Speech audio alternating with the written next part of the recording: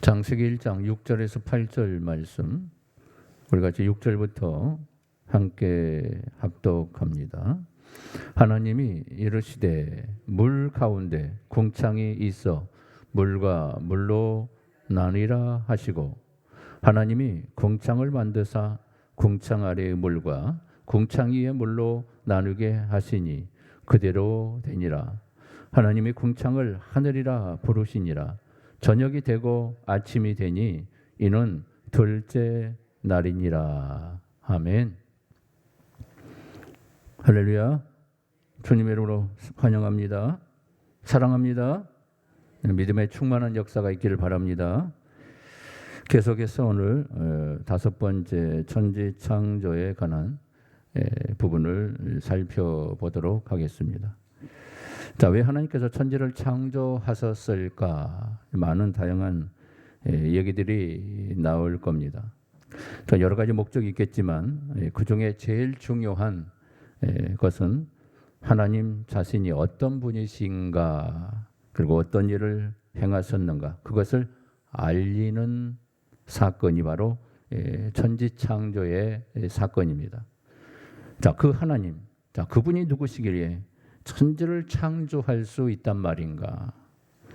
그분은 어떤 일을 행할 수 있기에 이런 일을 이룰 수 있는 놀라우신 분인가를 소개하는 게 바로 천지창조, 창세기 1장의 천지창조를 통해서 하나님을 보여주고 있습니다. 그분이 누구신가?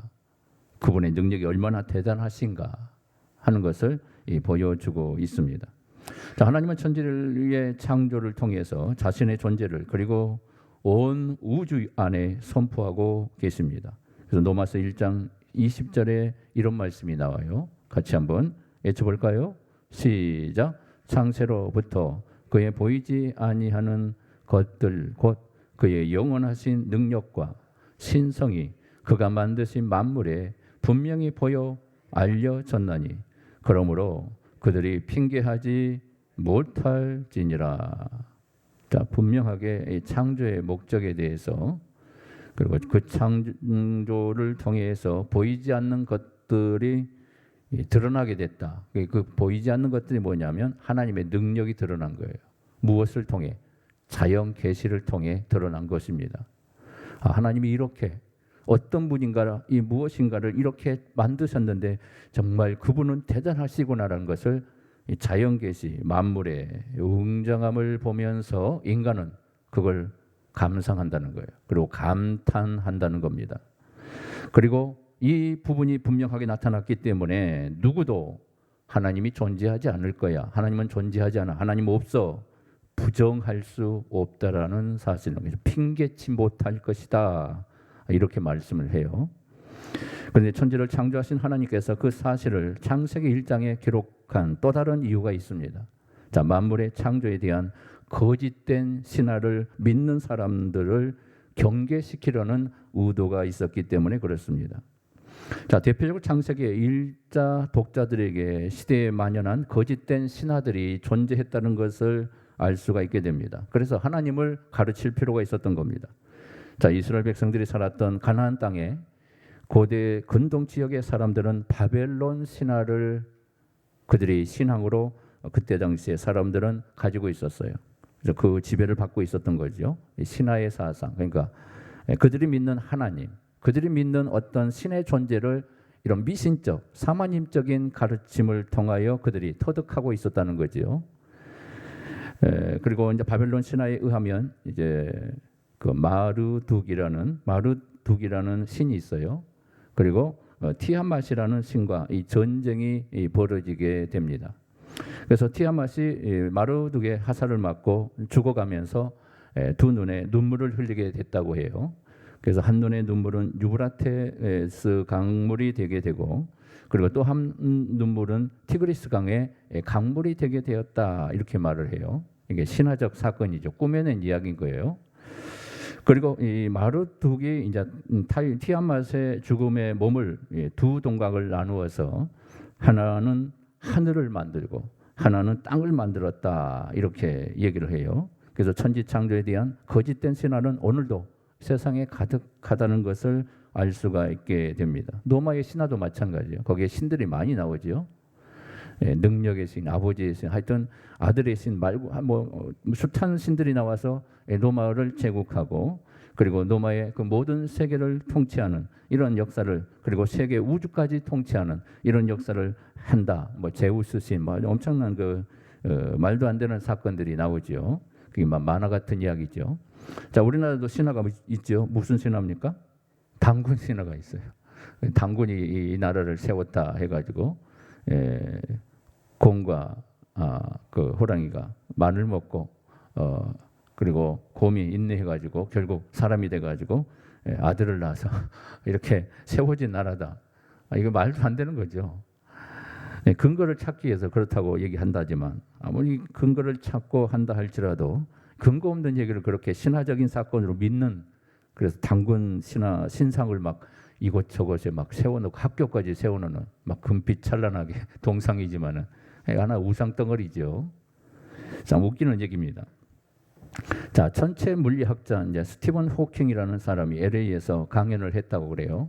그래서 그가 무슨 말을 했냐? 빅뱅은 신의 도움이 필요 없다, 이렇게 말을 하면서 강연을 했대요. 자, 이 논리를 펴는 이 학설 때문에 수많은 인파들이 몰려들었다고 하는데, 수천만 명의 사람들이 그곳에 몰려 무료 입장인데도 입장권 하나에 $1,000까지 지불하면서 그곳에 강의를 듣기 위해서 몰려들었답니다. 그래서 무료 입장인데 할 수 없이 사람이 너무 많이 모여서 돈 받고 판매했다는 거예요. 자, 이런 잘못된 이 사상과 가르침에도 수많은 사람이 귀를 기울이고 있는데, 이 천지창조, 하나님의 이 창조의 역사, 성경 그대로 증거가 분명한데도 왜 사람들은 거부하고 믿지 않고 있을까요? 하나님을 대적하고 싶은 거예요. 범죄한 결과 우리 인간은 마음속에 하나님 두는 것을 싫어하기 시작한 죄의 사탄의 미혹의 결과지요. 자, 천지창조를 부인하는 모든 사람들, 자, 하나님을 대적하고 있는 거죠. 자, 하나님을 천지를 창조하셨고 이튿날째가 무슨 창조를 하셨습니까? 궁창을 창조했다. 그래서 하늘을 창조하셨다고 말씀하죠. 둘째 날 궁창의 창조를 통한 교훈이 그러면 무엇일까? 오늘 본문의 말씀을 통해서 잠깐 생각을 하고자 합니다. 첫 번째는 무엇일까요? 하나님의 뭐예요? 강대하심을 묵상하라는 의미입니다. 자, 하나님이 천지를 창조하신 목적 중에 하나가 그것을 통해서 하나님이 어떤 분이신가를 드러내는 데 있다고 말씀을 드렸어요. 그렇다면 우리가 하나님을 더 많이 알기 위해서 천지창조를 가장 잘 소개하는 어디를 봐야 돼요? 창세기 1장을 집중해서 볼 필요가 있는 겁니다. 창세기 1장을 통해서 하나님은 자신이 어떤 분이라고 소개하고 있습니까? 광대하신 분, 수치로 표시할 수 없는 크신 하나님이라는 사실을 이 궁창과 하늘의 영광을 통해서 보여주고 있는 겁니다. 어디에 그 사실을 알 수가 있습니까? 자, 6절의 말씀 한번 볼까요? 6절 같이 시작. 하나님이 이르시되 물 가운데에 궁창이 있어 물과 물로 나뉘라 하시고. 그래서 궁창은 현재 우리가 눈으로 보고 있는 이 하늘, 이 스카이 하늘을 얘기하죠. 그러나 이때 우주도 함께 만들었을 것이다, 이렇게 학자들은 생각을 해요.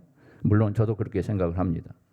자, 그 근거는 첫째로 하나님 첫째 날부터 셋째 날까지는 공간에 해당하는 형태를 만드셨기 때문에 그렇습니다. 형태만 만들었어요. 그러니까 우주의 형태도 다 만드신 거예요. 그러나 성령이 운행하고 계신 곳은 어디였어요? 유일한 장소는 지구만이 성령이 운행하고 계신 거예요. 왜 그랬을까요? 지구에 하나님의 특별한 은혜를 간섭하시기 위해서, 그리고 그 지구를 통해서 인간이 거할 수 있는 가장 최고의 적합한 공간으로 하나님이 만들어 주시기 위해서 성령의 운행하심 속에 성령님이 준비하고 있었던 거예요. 여러분, 목성이 얼마나 큰지 아십니까? 지구의 수천 배를 능가하는 별이에요. 너무 멀리 있기 때문에 그 별이 점으로 보이는 거죠. 우주에서 별 중에서 가장 큰 별이 목성이래요. 이 목성이 어떻게 이루어졌는가 너무 멀리 있었기 때문에 모르는 거예요.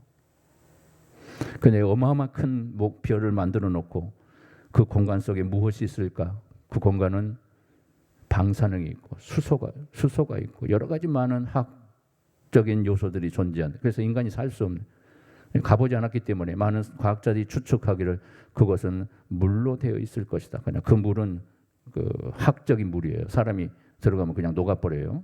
그냥 사람이 존재할 수 없는 땅이에요. 지구 그 우주입니다. 그래서 그 별인데 그 별이 왜 그렇게 크게 하나님께서 만들어 놨을까? 지구로 떨어지는 수많은 별들이 존재하는데 그 목성의 존재 이유를 통하여 지구에 떨어지는 우주의 모든 광석들이 거기서 다 걸러진대요. 그래서 목성으로 다 떨어진대요. 목성이 없다면 그것이 우리 지구까지 와서 지구를 피해를 미칠 수 있다는 거예요. 자, 아무튼 하나님께서 만드신 이유, 지금은 그들의 모든 우주의 별들의 공간에 사람이 살 수 없는, 그래서 많은 사람들은 인간들은 계속해서 노력하지요. 우주에 인간이 살 수 있는 가장 적합한 땅이 있을까라고 하면서 우주를 탐사하는 이유가 뭘까요?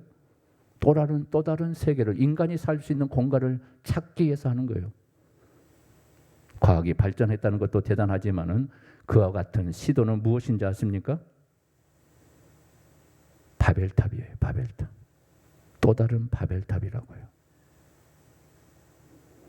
인간의 교만함 때문에 결국 심판을 받는 것이 바로 우리의 노아의 때와 이 바벨탑 사건과 동일한 시대가 이 천지 모든 첨단 과학이 발전한 이 시대 앞에서도 우리에게 주어지는 심판의 무서움을 우리는 다시 한번 짐작할 수밖에 없는 그런 광경을 지금 인간이 만들어 가고 있는 거예요. 첨단 과학이 아무리 발전해도 결국은 어떻게 된다고요? 바벨탑 사건으로 결말이 나게 됩니다. 무의미한 거예요. 자, 그 근거를 우리가 여기서 이제 볼 수가 있게 되는데요.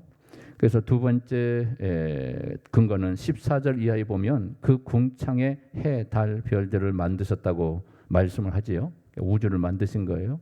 우주의 별들을 만드신 거예요. 해, 달, 별 할 것 없이 알 수 없었던 화성, 금성, 목성, 청황성 할 것 없이 수많은 별들을 만드셨어요. 도대체 하나님은 얼마나 크고 강대한 분이신가를 보여줘요. 그렇죠? 하나님이 얼마나 크시면 이런 온 우주, 상상할 수 없는 몇백 광년, 몇천 광년을 통해서 가도 끝이 없는 그 우주를 하나님이 만드셨을까? 우주보다 크시지 않는다면, 강대하지 않는다면 그것을 도저히 만들 수 없는 것, 하나님이시니까 만들 수 있었다는 겁니다. 천체 과학자들에 의하면 태양은 지구로부터 1억 5천만 킬로로 떨어져 있다고 그래요. 1억 5천만 킬로면 어마어마한 거예요. 빛이 1년 동안 가는 거리는 광년이라고 그래요. 어떤 천체까지는 수백 광년이 걸리는 거리라고 얘기합니다. 그래서 인간이 못 가는 거예요. 빛의 속도로 가도 못 가는 거죠. 한 개의 은하계 안에 약 2천억 개의 별들이 존재한대요. 한 은하계, 이 태양계 안에가 이 한 은하계인데 그 한 개의 은하계 안에 2천억 개의 별들이 존재하는데 우주에는 그 은하계가 몇 개 있다고요? 2천억 개 있대요. 그만큼 큰 은하계가 2천억 개가 우주 공간 속에 있답니다. 그걸 누가 만드셨어요? 하나님이 만드셨다.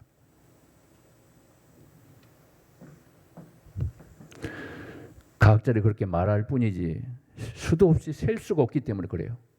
그냥 그 끝이 없기 때문에 이것을 2천억 개라고 얘기하지만 더 많을 수도 있고 인간의 상상을 불허하는 그런 엄청난 우주의 공간이 존재한다는 것을 우리에게 이제 천국에 가게 되면 알게 될 거예요.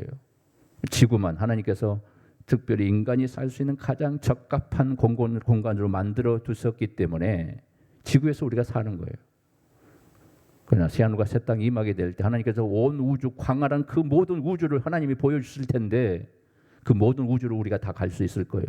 그때 하나님께서 목성도 천국 백성들이 그곳에 거닐 수 있는 아름다운 땅으로 만들 수 있어요. 그 모르는 거예요. 수많은 우주 왜 그냥 만드셨겠어요? 그냥 하늘의 별만 별처럼 빛나게 저녁 때마다 어두울 때마다 그 별을 보라고 만들어 놨을까요? 아니라고 봐요, 저는.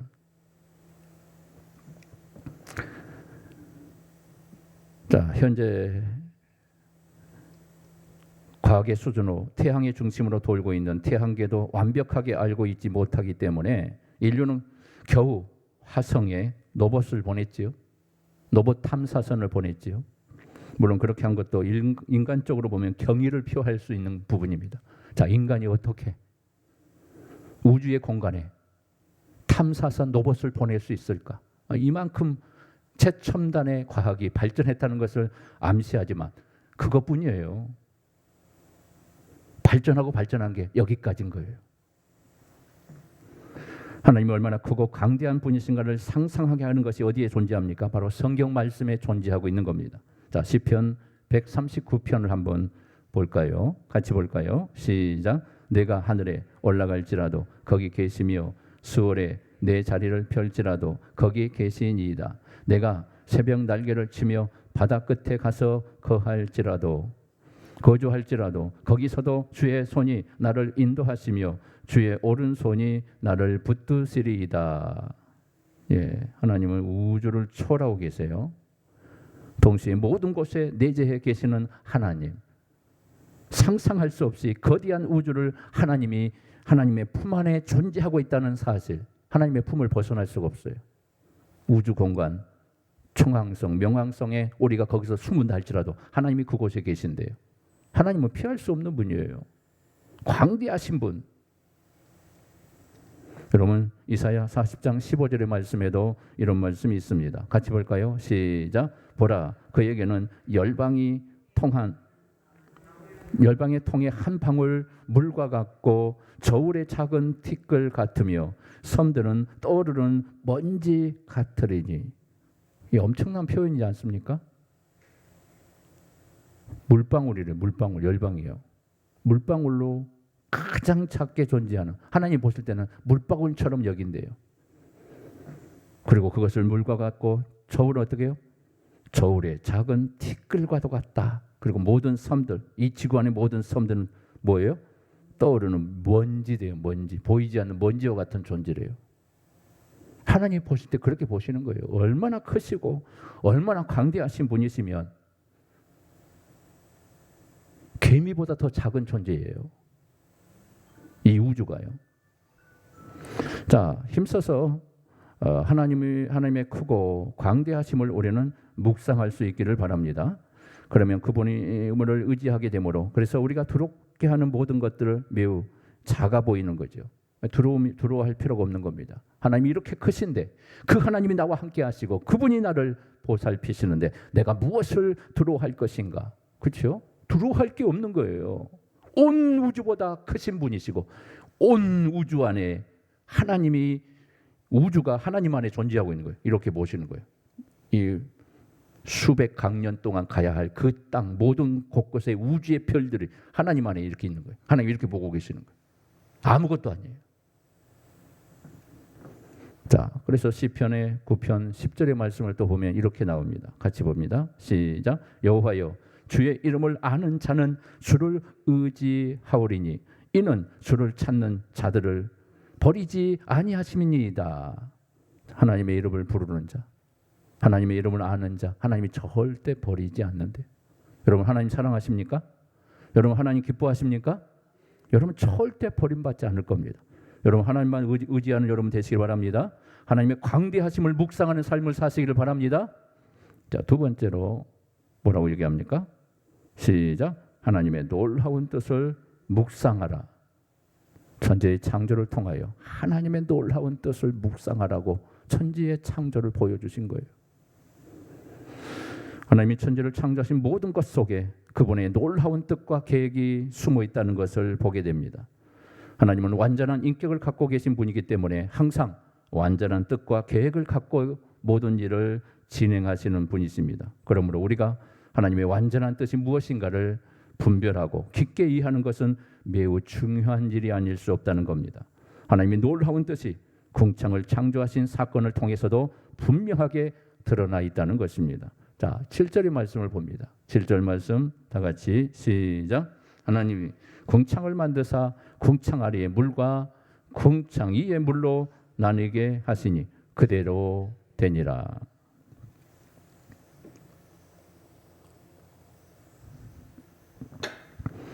하나님이 하늘을 어떻게 만드셨다고 소개하십니까? 창조의 첫 모습은 2절에 근거하며 지금과 같은 모습이 아니라 혼돈과 공허하며 우리가 상상할 수 없는 거대한 물로 쌓여져 있었다고 얘기했어요. 그 물은 하늘 위의 물과 아래의 물로 나뉘어져 있었다. 땅의 물, 하늘의 물로 물이 둘러싸여 있는 거예요. 여러분 그 TV나 무슨 천체 지식을 가르쳐주는 그런 과학 동화나 어떤 책들을 보면 그런 모든 수많은 우주들이 보면은 동그랗게 있는 것이 아니고 겉에 무슨 비행선처럼 테두리가 조그맣게 있죠. 뭐 이렇게 있죠. 그게 그 우주 별의 공간 속에 먼지가 그것이 존재한대. 그래서 그 먼지가 테두리를 돌리고 우리가 멀리 볼 때 우주선처럼 테두리가 거기에 희밋하게 구름처럼 보이는 게 바로 그런 거예요.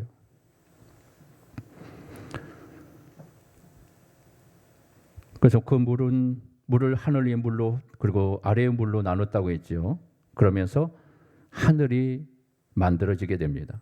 궁창 아래의 물은 나중에 바닷물과 강물이 되게 되고 물고기와 생물과 인간이 마시게 되는 생수가 되게 되지요. 물이 갈라지면서 만들어진 하늘에는 뭐예요? 새들이 날게 되고 해와 달과 헤아릴 수 없는 수많은 별들이 거할 수 있는 공간이 만들어지게 됩니다. 그런데 우리가 주목할 것은 궁창 위의 물입니다. 자, 궁창 위의 물, 하늘 위에 거대한 물이 있었다고 성경은 말씀하지요. 지금은 수증기가 모여서 비를 만드는 것이지만 창세기 1장과 같은 거대한 물은 존재하지 않습니다. 지금은. 자, 과학자들이 우주의 물을 찾기 위해서 그런 노력을 하고 있죠. 우주에 물이 없을까? 수분이 없을까? 수분이 있어요. 그렇다면 이튿날 만들어진 하늘의 물은 왜 만드셨을까? 그것은 바로 현재 어디에 간 것일까? 하나님은 하늘의 물을 지구를 감싸는 거대한 띠와 커튼으로 사용하셨어요. 그래서 태양으로부터 쏟아져 내려오는 나쁜 빛을 차단해주고 지구의 모든 곳에 오늘날과 같은 급격한 기후 변화를 겪지 않도록 아주 안정된 곳이 되도록 하나님께서 그 궁창으로 싸고 보호해주고 있었던 거예요. 보호막이에요. 그러니까 보호막. 이것이 바로 인간과 인간이 살 지구를 향한 하나님의 놀라운 계획과 뜻이었다는 것을 우리에게 보여줍니다. 무엇을 하기 위해서? 우리 인간을 보호하시는 하나님의 계획이 있었다는 거예요. 가장 적합한 기후와 환경 속에 살 수 있도록 그렇게 만드신 거예요. 그렇다면 실제로 하늘에 물층이 존재했고 그 물로 인간을 보호했다는 근거가 무엇일까? 여러 가지가 있는데요. 하나님은 인간들이 계속해서 죄악을 범하고 죄악이 하늘에까지 차게 될 때 노아의 홍수의 물 심판을 통해 세상을 심판하지요. 자, 그때 상황을 창세기 7장 11절 12절에 이렇게 소개합니다. 같이 봅니다. 시작. 노아가 600세 되던 해 둘째 달 곧 그 달 열일의 날이라. 그 날에 큰 기품의 샘들이 터지며 하늘의 창문들이 열려 40주야를 비가 땅에 쏟아졌더라. 하늘의 창, 궁창 위에 있던 물이 땅에 쏟아지기 시작했다는 거. 그때 홍수 심판 때요. 그렇기 때문에 창세기 7장 20절에 의하면 세상의 가장 높은 곳까지 물이, 그러니까 아라랏 산까지 아니라 히말리아 산까지 차고 오른 거예요. 모든 산까지 다 덮어버렸다고 그러죠. 하나님께서 가장 높은 알래스카 뭐 말할 것도 없이 모든 산을 다 덮어버린 거예요. 엄청난 높은 산들을 다 덮었어요. 그리고 그 높은 가장 산 위에 7m까지 덮었대요. 가장 높은 산에 7m까지. 그런데 홍수 사건과 전과 이후에 급격히 달라지는 사건이 벌어집니다. 그것이 무엇이었을까요? 인간의 수명이 달라져요. 500년 살았던 사람들이 홍수 이후에는 100세 이하로 줄어들기 시작합니다. 그 중에 하나가 하늘의 물층이 사라지면서 인간의 거할 수 있는 환경이 급격하게 나빠지기 시작한 것이, 나쁜 빛들이, 우리 인간을 해하는 수많은 빛들이 그냥 통과해 버리는 거예요. 홍수 심판 이후에 거대한 초식 동물이었던 지구상의 그 동물들이 사라져요. 살 수 없는 공간이 되니까. 그게 뭐죠? 공룡 시대가 끝난 거예요. 공룡들이 다 사라지게 돼요. 하나님은 하늘의 물층을 만들어 인간을 절대적으로 이롭게 하려고 하셨습니다. 그러나 인간이 하나님을 계속적으로 불순종할 때 이롭게 되는 모든 것들이 어떻게 됩니까? 심판의 도구가 되어버려요. 하나님이 창조한 모든 창조의 도구들이. 하나님은 창조를 통해서 인간을 유익하게 하려고 창조해 주셨지만 인간이 끝까지 하나님의 뜻을 저버리는 결과 언젠가는 이 땅에도 동일하게 하나님이 창조한 그 모든 피조의 역사를 통해 결국 심판의 도구로 다가오게 될 겁니다. 환경이 파괴되는 이유도 마찬가지예요. 결국 환경을 파괴시키니까 그 환경이 우리에게 무엇을 줘요?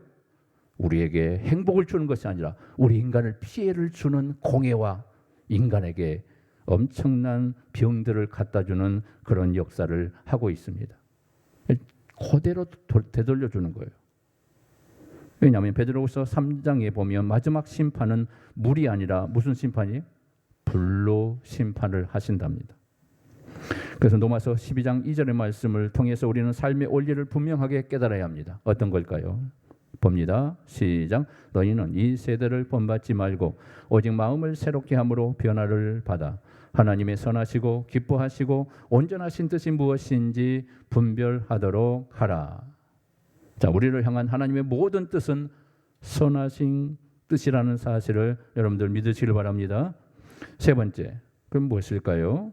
세 번째 한번 읽어볼까요? 시작. 하나님의 절대 주권에 순복해야 합니다.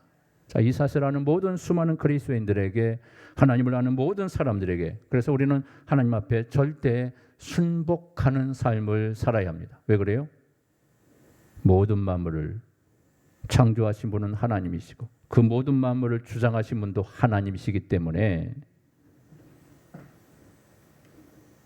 그 모든 만물의 주인은 인간이 아니라 누구시라고요? 하나님이시라는 거예요. 하나님이 주인이기 때문에 그 주인 앞에 우리는 복종할 의무밖에 없다는 것을 말씀하고 있습니다. 어떤 것도 하나님의 뜻을 막을 수 없고 모든 것이 반드시 하나님의 뜻대로 이루어지기 때문에 그렇습니다. 매우 중요한 교리가 나오죠. 신자든 불신자든 간에 하나님께 좀처럼 순종하지 않으려는 이유 중에 하나가 무엇이죠? 이 가르침을 받아들이지 않기 때문에 그래요. 왜 하나님의 주권을 순복하고 살아야 할까요? 첫 번째는 그래서 그 이유를 말씀하면 이렇게 나옵니다. 어떻게 해요?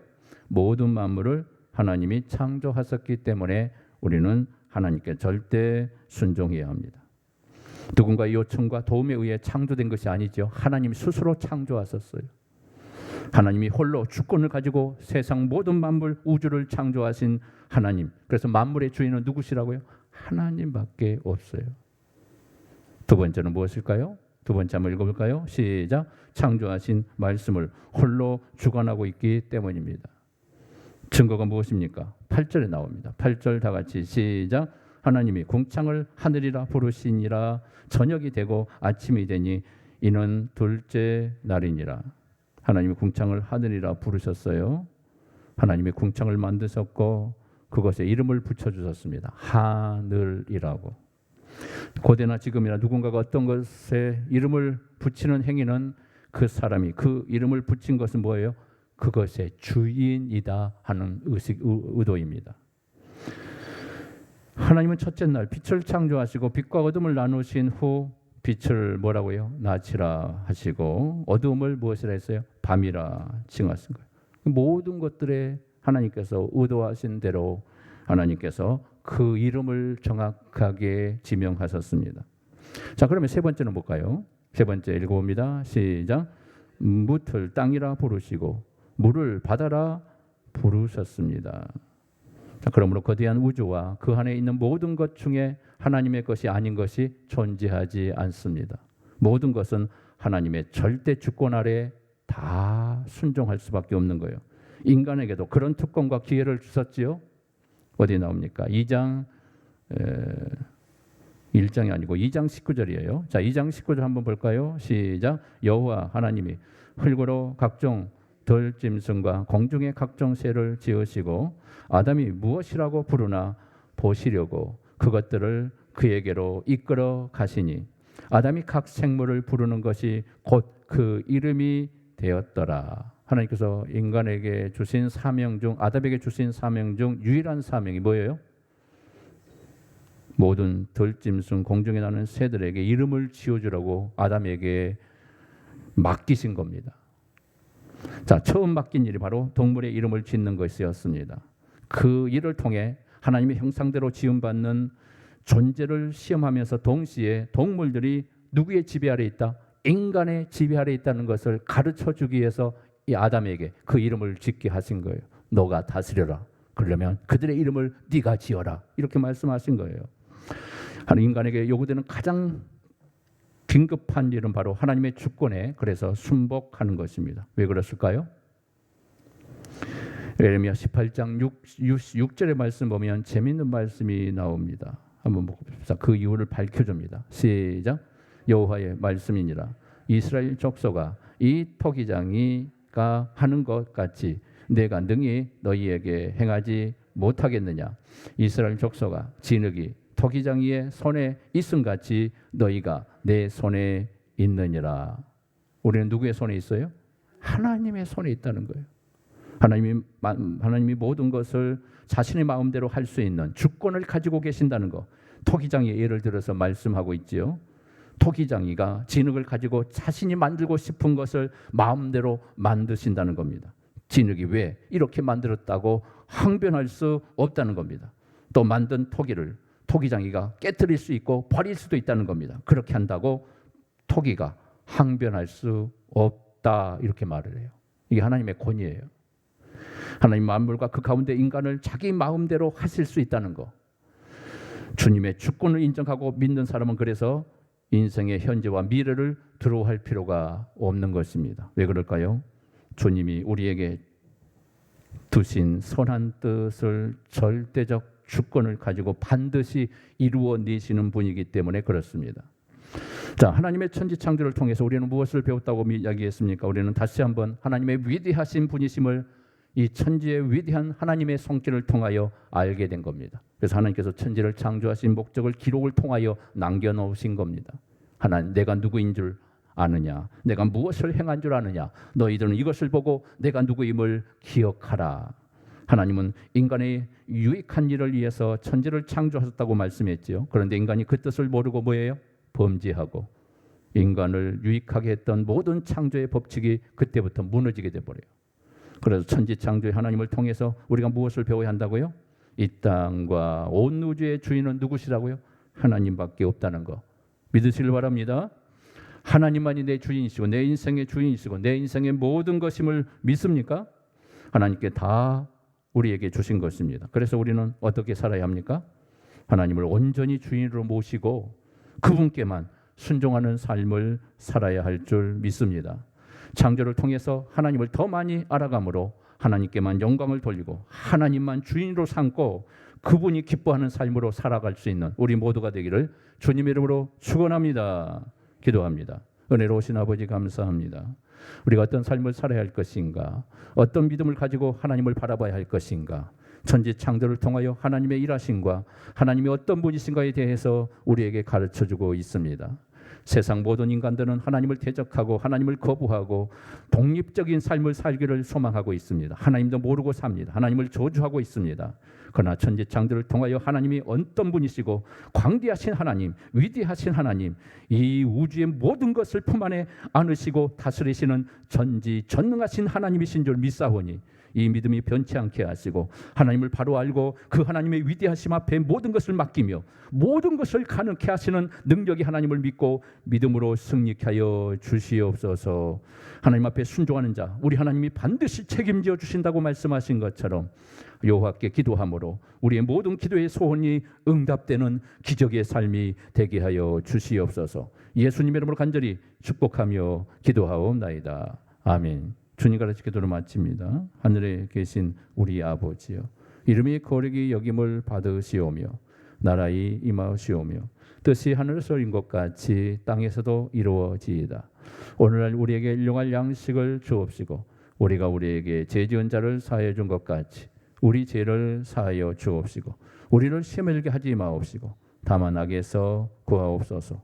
대개 나라와 권세와 영광이 아버지께 영원히 있사옵나이다. 아멘.